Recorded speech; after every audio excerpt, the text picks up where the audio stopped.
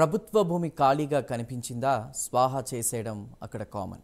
అధికార పార్టీ నేతలకు అధికారులు దాసోహనడంతో అక్రమ లేఅవుట్లు విచ్చలవిడిగా వెలిశాయి. వైసీపీలో బడాబాబులుగా చలామణి అవుతూ లేఅవుట్ల పేరుతో కోట్లు దోచేశారు. అప్పటి అధికార పార్టీ ఎమ్మెల్యే కనుసన్నల్లోనే ఇదంతా జరిగిందనేది జగమెరిగిన సత్యం. సీన్ కట్ చేస్తే ఇప్పుడు ప్రభుత్వం మారింది. లేఅవుట్లలో ఆక్రమించిన భూమిని అధికారులు స్వాధీనం చేసుకోవడం సంచలనం సృష్టిస్తోంది. ఇంతకీ ఆ నియోజకవర్గం ఏంటి? Have a look.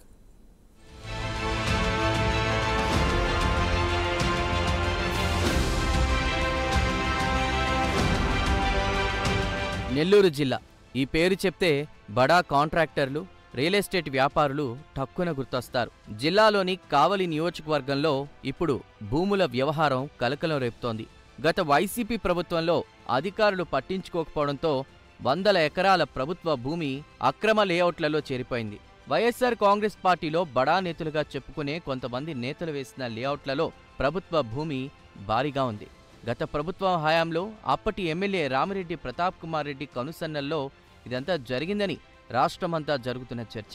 అధికార పార్టీ అక్కడి నేతలు ఆదేశించడంతో మున్సిపల్ అధికారులు, రెవెన్యూ అధికారులు లేఅవుట్లను పెద్దగా పట్టించుకోలేదు. కొంత భాగంలో లేఅవుట్లు వేయడం, చుట్టుపక్కల భూమిని లేఅవుట్లో కలిపేసి అమ్మేసుకున్నారు. ప్రత్యేకించి కావలికి సమీపంలో కందుకూరు నియోజకవర్గంలో Ramayapatnam port, Juvvaladinne fishing harbour రావడంతో లేఅవుట్లకు డిమాండ్ పెరిగింది.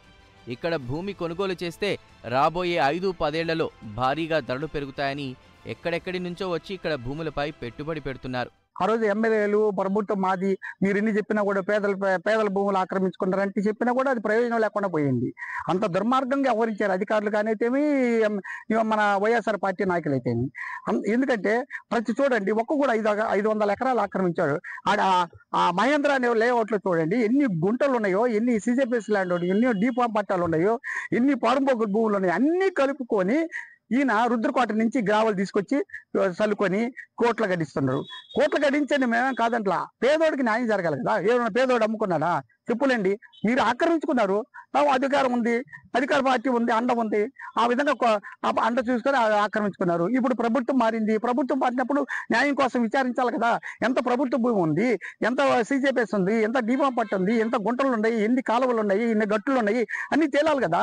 మీరు ఇష్టం వచ్చినట్టు మీ రాజ్యం అని చెప్పి వేసుకోవటం, అమ్ముకోవటం, కోట్లు గడించడము, ఎవరైనా మాట్లాడితే వాళ్ళకి 10 పరక ఇయటము, ఈ విధంగా చేసి పేదోడికి న్యాయం దక్కకుండా పోయింది. ఈ మధ్య ప్రభుత్వం మారింది. కొత్త ఎమ్మెల్యే వచ్చాడు. ప్రస్తుతం ఎమ్మెల్యేగా గెలిచిన కావ్య కృష్ణారెడ్డి గత ప్రభుత్వంలో జరిగిన అవినీతి అక్రమాలపై ఆరా తీయడం మొదలుపెట్టారు. లేఅవుట్లు వేసిన వ్యక్తులు ఎవరు, అధికారులు ఏం చేశారు అన్న వివరాలను సేకరిస్తున్నారు. హైవేకు సమీపంలోని కావలి బిట్ 2 రెవెన్యూ పరిధిలో ఉన్న 1273 సర్వే నంబర్లో 2.63 ఎకరాల ప్రభుత్వ భూమి కబ్జాకు గురైందని రెవెన్యూ శాఖకు అందిన ఫిర్యాదుతో యాక్షన్ ప్లాన్ మొదలుపెట్టారు. అధికారులు సర్వే నిర్వహించి ఆ భూమిని స్వాధీనం చేసుకున్నారు. ఈ ప్రభుత్వ భూమిని ఇరిగేషన్ శాఖకు తిరిగి అప్పగిస్తామని రెవెన్యూ, మున్సిపల్ అధికారులు ప్రకటించారు. గత ప్రభుత్వంలో వెంచర్స్ అన్నీ కూడా రూల్స్కి ఎగనెస్ట్గా, విరుద్ధంగా ఎక్కడైతే వేస్తున్నారో వాటిని ప్రక్షాళన అనేది తెలుగుదేశం ప్రభుత్వం వచ్చిన తర్వాత జరుగుతూ ఉందని చెప్పేసి టౌన్లో జనాలందరూ కూడా హర్షం వ్యక్తం చేస్తున్నారు. ఎందుకనంటే ఇరిగేషన్ డిపార్ట్మెంట్కి సంబంధించి ఉన్న కాలువల్ని, కెనాల్ని అన్నిటిని కూడా బూట్ చేసి మట్టిదోలి లేఅవుట్లుగా వేసి కొంతమంది కొన్ని లేఅవుట్లో అమ్ముకున్నది అందరూ చూసిన విషయమే. అయితే ఆ రోజు వాళ్ళు అధికారంతో రూల్స్కి అగెనెస్ట్గా ఎవరైతే పోయారో వాటి మీద చర్యలు తీసుకోవడం అనేది జరుగుతూ ఉంది. ఇదొక్కటే కాదు, జాతీయ రహదారికి ఇరువైపులా భారీగా లేఅవుట్లు వెలిశాయి. పుట్టగొడుగుల్లా వెలిసిన అక్రమ లేఅవుట్ల ద్వారా ఇరిగేషన్ శాఖ, దేవాదాయ శాఖ, ఇతర శాఖలకు చెందిన వందలాది ఎకరాల భూములను భూబకాసురులు అడ్డంగా దోచేశారని తీవ్ర ఆరోపణలున్నాయి. అడ్డగోలు దోపిడీతో ప్రభుత్వానికి కోట్ల రూపాయల నష్టం వాటిల్లింది. అక్రమ లేఅవుట్లు వేసిన వారికి రెవెన్యూ, మున్సిపల్, రిజిస్ట్రేషన్ శాఖలతో పాటు నెల్లూరు అర్బన్ డెవలప్మెంట్ అథారిటీలోని కొంతమంది అధికారులు, సిబ్బంది అండదండగా నిలిచారనేది బహిరంగ రహస్యం. ఈ లెక్కలన్నీ బయటకు తీస్తూ ఉండడంతో అక్రమార్కులకు సహకరించిన ఆయా అధికారుల్లో టెన్షన్ మొదలైంది. కొంతమంది సిబ్బంది కూడా చిక్కులు ఎదుర్కొనే అవకాశం లేకపోలేదు.